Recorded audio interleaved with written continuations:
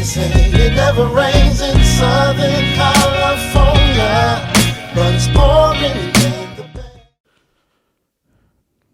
Hello everyone, I'm going to be your reader for today, Dr. Quintari Shakir, otherwise known as Negzo.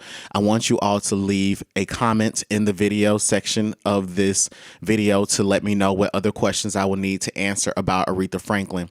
If you are missing me and you're wanting more of my videos, then you're going to need to go to patreon.com/Black Spectrum Network. Patreon.com/Black Spectrum Network will allow for you to receive videos that are not available on my YouTube for as low as $2 a month. I have videos on Harriet Tubman. I have videos on Wendy Williams. I have videos on Emmett Till. I have videos on Cardi B. I have videos on Justin Bieber. So make sure that you all go to that Patreon and check out that exclusive content. In the meantime, please like this video, share this video, and comment on this video. And please tell someone about this video in your spiritual family. I'm not going to be doing a personality reading on Aretha Franklin. I'm just going to be reading about her death overall. The first thing that I'm going to do is shuffle my oracle cards to talk about the spiritual vibration that was around her before her death, and then I'm going to shuffle my tarot to figure out what was going on in her life, answering a few questions. Then I'm going to close the video out. 1 second.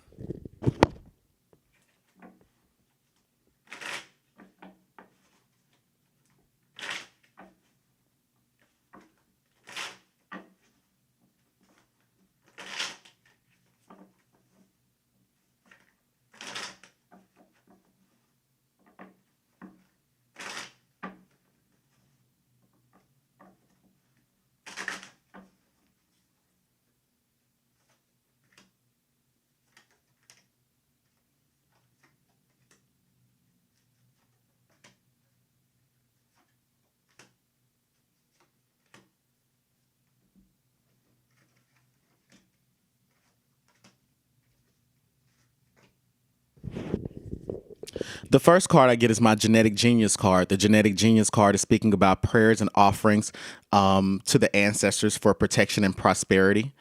The next card that I get, the Challenger Obstacle, what was at her crossroads, was the Sex and Intimacy card. It's talking about a sexual relationship that can't rise to emotional commitment.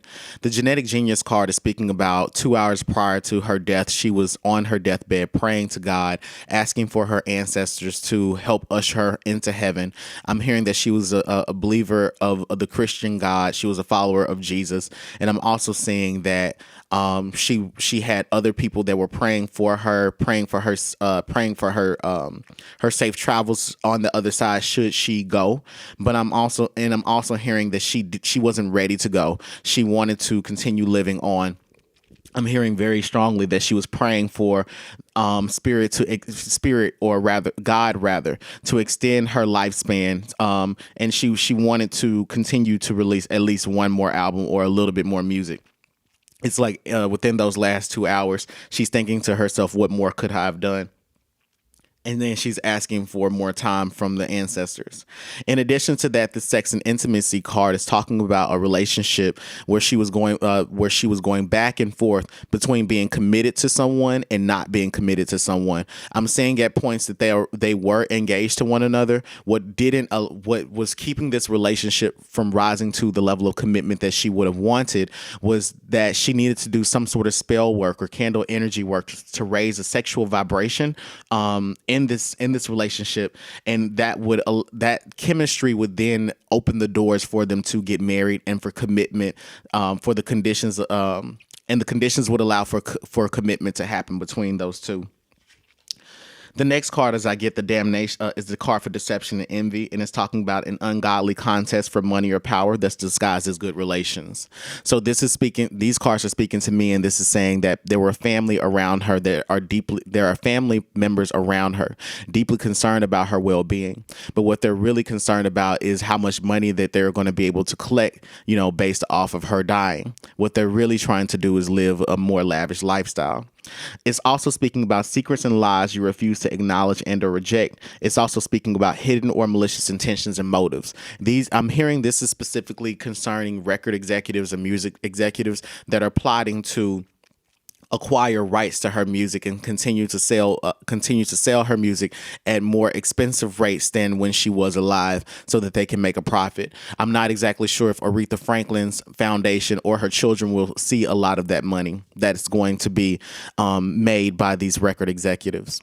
My Cow Fu card is talking about haunting or spiritual infestation. It's also speaking about serious interpersonal problems. So the haunting or spiritual infestation is speaking about how death or the Grim Reaper was around her. Death, the Grim Reaper, or for me, Baron Samedi, was waiting for her. And it's also speaking about the serious interpersonal problems being things that she needed to clean up, clear up, or find closure about, but she wasn't able to because she didn't have enough time before she died. The next card I get is the card for the law of correspondence. It's speaking about what you draw to you is what you are, but it doesn't justify what you believe. So, you may believe that you're a superstar, but you're drawing to you bums. In this particular situation, it's the fact that Aretha Franklin had a disconnect between herself as this, contemporary celebrity. She's a historic celebrity, but she wanted to have a lot of contemporary, a lot of present day popularity. With that being said, she was not in complete agreement with her reality. She did still have a diva-esque attitude. She chose to surround herself with people that treated her as though she was the queen.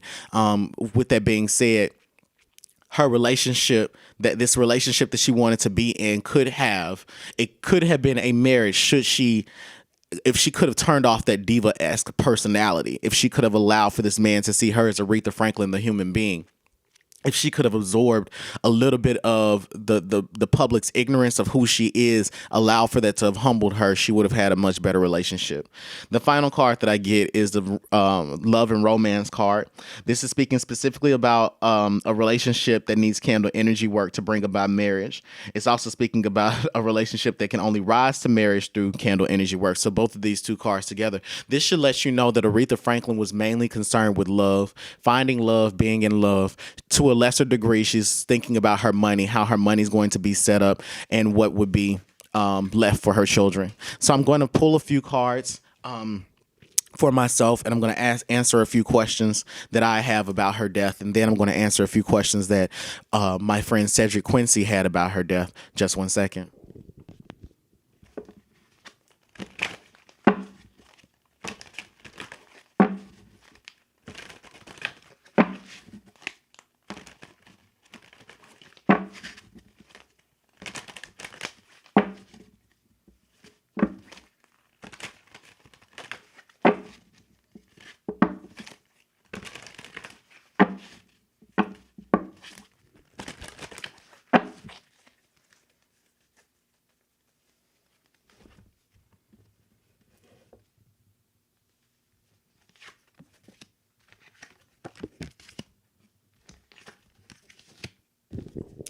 The first question that I'm asking is, did Aretha Franklin know that she was going to die? I get the card for the Chariot, I get the card for the Ace of Pentacles, and I get the card for the Knight of Cups.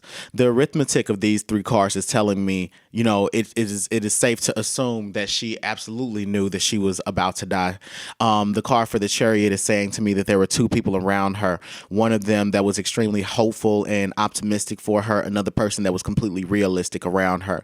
Kind of not so much like the angel and devil, but two people, two male energy. One male energy, one masculine female. One masculine female energy that was around her near her deathbed. These two people were coaching her through preparation for her afterlife, and also encouraging her to stay strong and fight. I also get the Ace of Pentacles card. This is talking about her thinking about her money, her thinking about passing down her money and businesses to a son or to a younger gentleman who is for the most part, very calm, pretty quiet, incredibly trustworthy. Now I want to know what are her plan? What were her plans should she have stayed alive?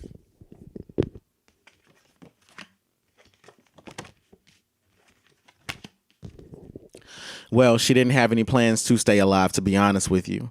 Aretha Franklin had a deep sense of knowing that her death was coming. The Nine of Swords is letting me know that she had foresight about her death maybe about a year or two prior to this what happened today. The Five of Swords is speaking about even if she had lived to see another day, she was always going to be on edge, kind of just wondering and questioning when it was the spirit was going to take her away from us. The Seven of Wands is speaking about the main thing that she was focused on was the main thing that she would have been focused on should she have continued to live was securing her position in life as the Queen of Soul. She was very much concerned about records. She wanted to achieve another record. It's kind of like she wanted to release another song, have it be hot on the radio, and then for her, for all intents and purposes, she wanted to be back on the charts at least one last time to prove that she's still Aretha Franklin. Okay, so that's largely what I see. Now I want to know about what's going to happen to her money and her what's going to happen to her music and her money.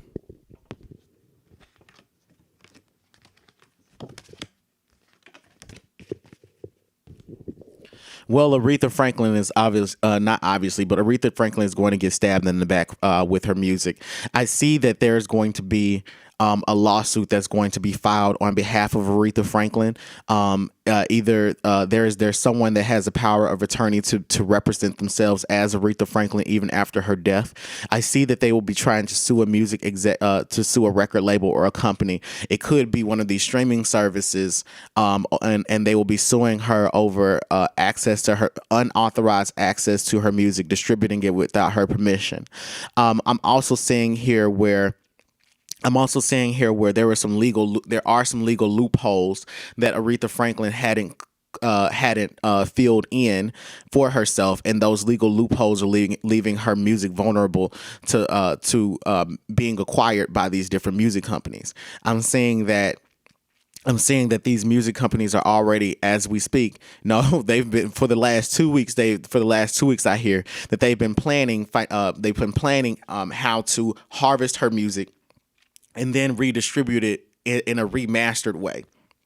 Don't be surprised when we see these greatest hits collections and we also see these Lifetime Award tributes to Aretha Franklin, but it's all to capitalize off of her name and to bring some form of financial success to a company, to an award show, to a television show, to a different celebrity. Right now, her name has a lot of economic value, and which is very obvious. You don't need a psychic reading to tell you that, but just know that these people are extremely conscious of how valuable her name is in attracting attention and generating money. So the next question that I want to ask about Aretha Franklin's death is, did she tell any celebrities about this?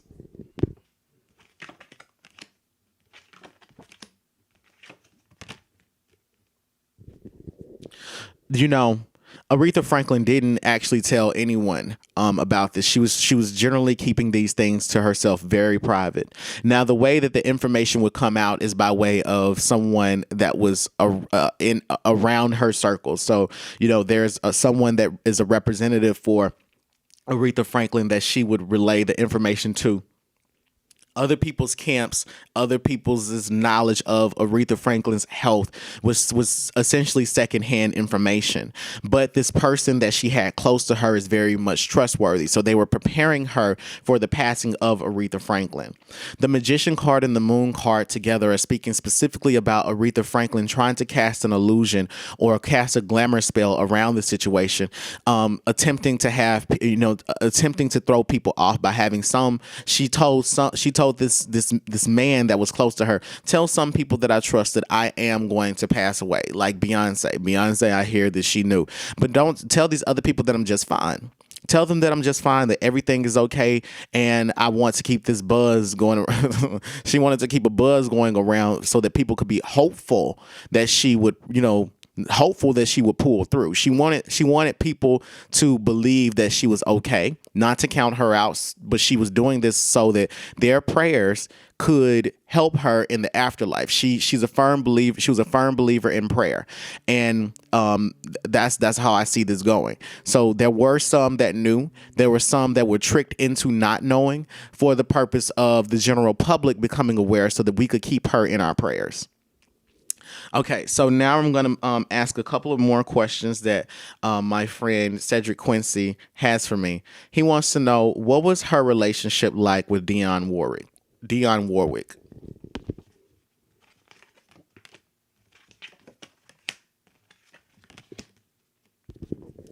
There was a time where Aretha Franklin and Dionne Warwick were pretty cool. They were okay. But I see it as Aretha Franklin feels as though she needs to keep her money away from Dionne Warwick. I don't think that she trusts Dionne with money. I think that she's quite suspicious of Dionne's ability to sign deals. I think that they're cool, but they wouldn't do business together. The World card and then the Five of Cups, the arithmetic of both of these cards together is telling me that there was a genuine respect for Dionne Warwick as a diva, as a musician, as a colleague who helped her to pioneer a new sound in the 60s and 70s. But at the same time, Aretha Franklin has a superiority complex about herself. The World card is saying that she felt that she had the universe at her fingertips. Therefore, Dionne Warwick was just someone that needed to be dealt with at a distance in a friendly way. And if she and Dionne needed to work together, obviously Dionne would benefit more from the collaboration than would Aretha Franklin. Aretha Franklin has always known this. She's always felt this way, and she's tried to treat Dionne Warwick like, a good home girl, but not allowing for Dionne Warwick to ever feel that she was on the same level as Aretha Franklin, for them to continue to work together would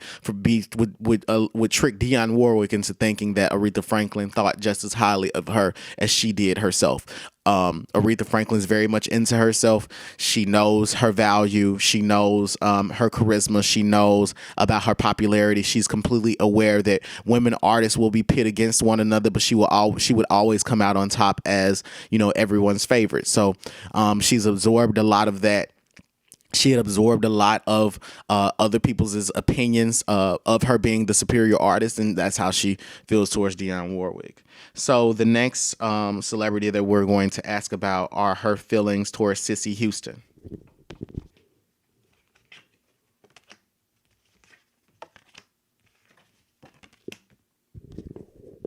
She feels like Cissy Houston is shiesty, cold-hearted, and a true bitch. The reason that I say this is because I get the Queen of Pentacles and the Queen of Swords together. The arithmetic of these two cards combined, with the Judgment card being in the middle, is telling me that she feels that Cissy Houston is is a person who only God can judge her.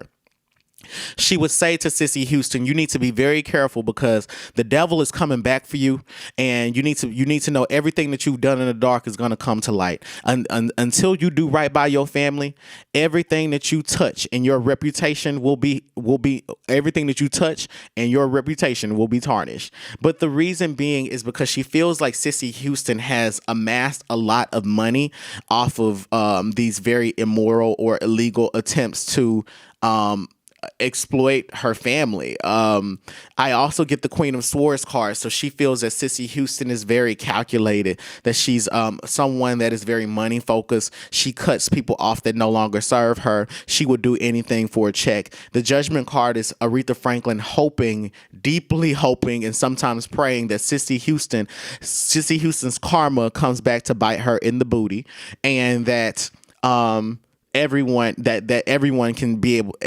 should be able to see it. Aretha Franklin knew, because she was such a devout Christian, she knew that a takedown of Cissy Houston could never happen in amongst the general public the way that it needed to, but she's hoping that that very public takedown happens in the spiritual world. She's kind of like, well, Cissy, when you die, you got a lot of sins to pay.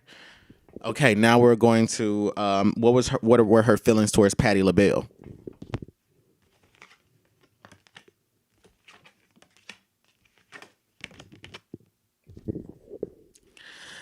Her feelings towards Patti LaBelle. I get the card for the Emperor. So again, this is telling me that Aretha Franklin felt superior to Patti LaBelle. I get that they had been rivals with one another because I see sword cards, but it's like the Emperor wants to protect his fortress. He wants to protect his castle by any means necessary. He's very cold and calculated. Aretha Franklin's energy towards Patti LaBelle is very much that same way. It's not that she dislikes Aretha Frank. It's not that Aretha Franklin dislikes Patti LaBelle. It's just that the truth, as the Ace of Swords is indicated, the truth is that she feels like Patti LaBelle is someone who could have been more financially successful. She feels that Patti LaBelle didn't use all of her artistic talents to the best of her ability. She feels that Patti LaBelle hung out with way too many hood people, that she didn't hobnob with the right record executives, and she also doesn't respect the fact that Patti LaBelle was she's just like, Aretha Franklin would say it this way, I slept around a little bit, I know this, I may have slept with someone for a deal, but guess what, it landed me in a really good position. And for Patti LaBelle, it landed her in 2 slots lower than me. She's kind of pity Patti LaBelle, but there's also, with her being the Emperor, she looks at it as, well, I'm too high up to speak to you, to speak about you, to talk to you, for you to even acknowledge me. We're not on the same level. And finally, I want to know, how does she feel about Gladys Knight?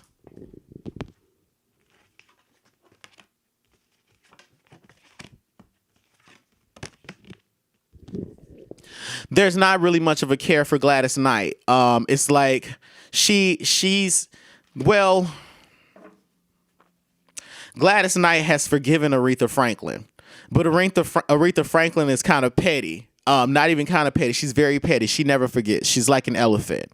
She still had grudge. Aretha Franklin has talked shit about people that called her big boned in high school, or Big Buffalo.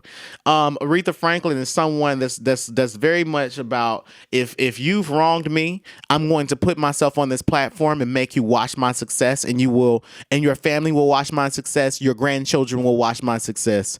So the card for the Lovers, the card for the King of Swords, and the Devil, these 3 cards are saying that at some point she and Aretha Franklin and Gladys Knight shared a lover, a man. This man was an executive, and this man was incredibly he had an incredibly positive impact on both of their careers. The Lovers card is saying that there was some cheating that came forward. The Devil card is saying to me that there were things that neither one of them wanted to face about this man, but they were also addicted to him. I'm thinking that he either had a big penis, good sex, or he had a lot of money, or all 3. More than likely he had all 3, because I'm hearing that Aretha Franklin wasn't too caught up on this man. Whoever this man is, he is. I'm saying that he is. He's lighter. He's a lighter complected man. About 6 feet tall. And he worked in the music industry. But regardless, they shared this man. But this man, he was really into Aretha. Gladys was really into this man, and Aretha was just sleeping with him so that she could acquire more exposure in the music industry. She was doing it for better promotion, better music placement, so this record could reach this market, so that she could do this international tour. It is essentially, Gladys Knight got her emotions caught up in the situation. But I see that again, Aretha Franklin is looking at this, looking back at Gladys Knight, like, let me put it this way: she has a respect for all of the women that have survived this long, and they're able to still tour and go to Las Vegas, and people pay $30 to watch them perform for an hour and 45 minutes. She respects that. But Aretha Franklin holds grudges, or she never forgets things. She remembers those moments of dissension, and she remembers why she was in conflict with people, and she uses those moments to define who you are. She's an elephant that never forgets. So for Gladys Knight, she looks at her, as someone that's talented, someone that, in this lifetime, she, at this time in this particular decade, the 2010s, she's forgiven Gladys Knight for that petty beef, them going back and forth with one another over this man. But that, let's see, were they close before she died? Hold on.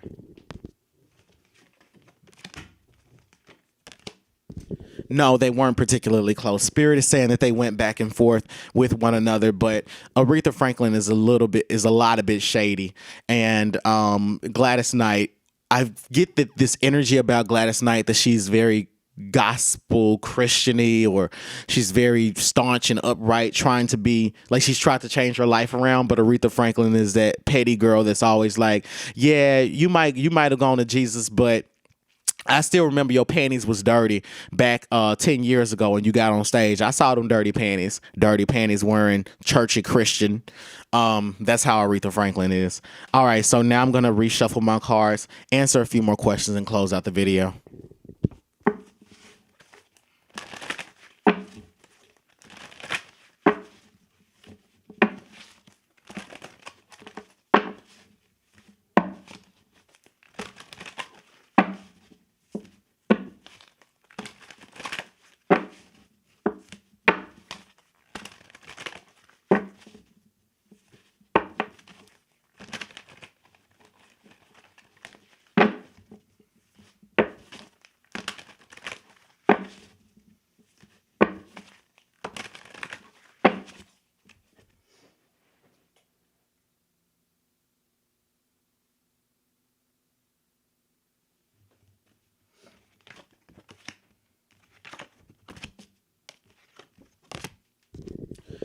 The question that I just asked right now was, how did Aretha Franklin deal with her weight and her image?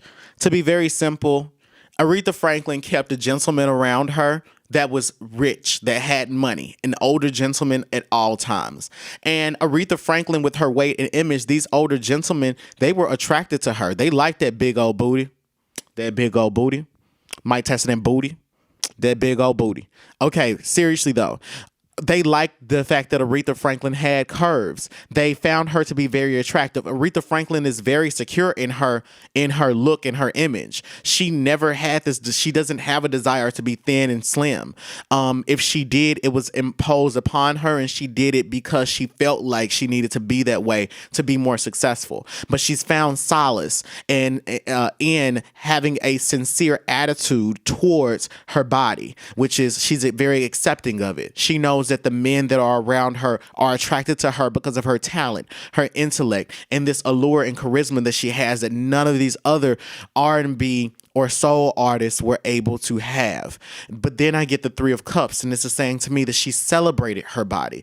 Other people celebrated her body. Her body was attractive. Her weight was attractive, and even though she experienced a lot of she had to resist external factors and different types of scrutiny, Aretha Franklin was incredibly resilient and resistant towards those criticisms because she had money, and she was dealing with men who had money. Okay. And she knew that from her position, she had people criticizing her whose husbands were out of shape. And some of those women who were criticizing her were out of shape. And she looked at it and she said, well, it doesn't really matter when this guy I like really likes me. And he can buy and sell your home. He can, donate to your politician and completely change your life without you even knowing it. Aretha Franklin was incredibly confident in herself. In that way, and I think that's an amazing point to emphasize in this moment, is that she died happy with her body. Nina Simone, and I'm going to do a reading on Nina Simone, so make sure you check it out on Patreon. Nina Simone's For Women was about Black women redefining their beauty, redefining beauty standards for themselves. Okay, so the next question I'm going to ask is, how does she feel about Martin Luther King Jr. and the Black Power movement? See, Cedric Quincy provided me with this wonderful article that spoke about Aretha Franklin's desire to bond out Angela Davis. Okay, so let me read a little bit of it here for you.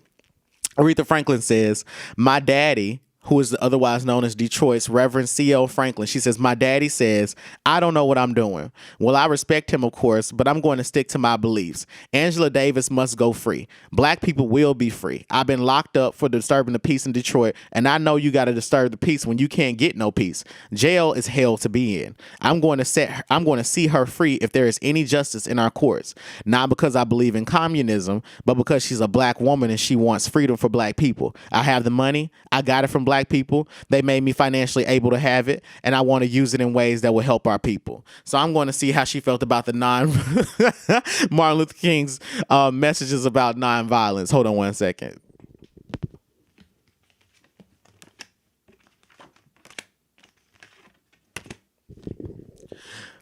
As you can see, according to these cards, Aretha Franklin was definitely not a fan, and because of the quotes that was provided in the article, Aretha Franklin was definitely not a fan in any way of a nonviolence movement. That was just not her thing. I just want to let you all know that I'm looking at my camera. My camera's battery is beeping, so if there's a random jump cut, it's because the camera cut off. Anyway, Aretha Franklin was not in any way a fan of Martin Luther King's push for nonviolence. This was not her agenda at all.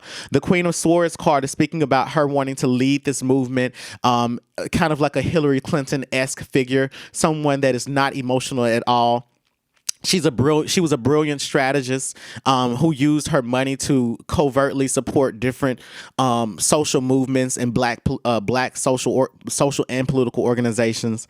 The Seven of Wands and then the Magician cards together. These two cards are telling me that Aretha Franklin felt that she felt that Martin Luther King was someone. She felt that Martin Luther King was someone that was a great leader, but as you can see by the Seven of Wands, she's like, well, he didn't have a lot of. She's like, but he didn't have a lot of protection. He also, she's like, he didn't have a lot of protection. She had a lot of people protecting him, but he didn't have guns. She's like, he needed guns at his rallies. He needed firearms. He needed yelling. He needed anger. Excuse the random jump cut. I'm sorry, you guys. But anyway, the cards are speaking about Aretha Franklin feeling like Martin Luther King just didn't have protection, that he had people that were protecting him, but she was wondering where were the firearms, where were the militant strategies, how could she know?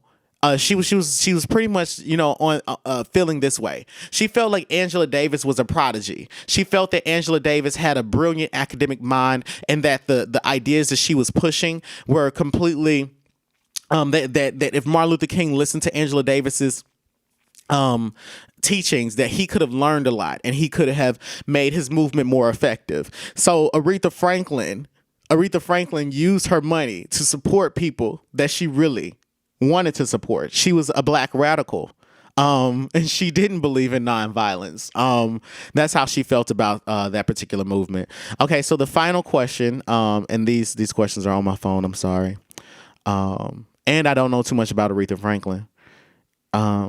So the final question is: was Aretha Franklin happy with her life's work?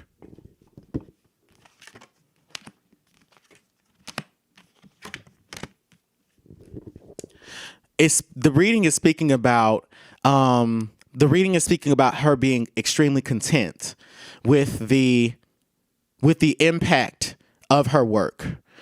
She feels that she could have sold more records.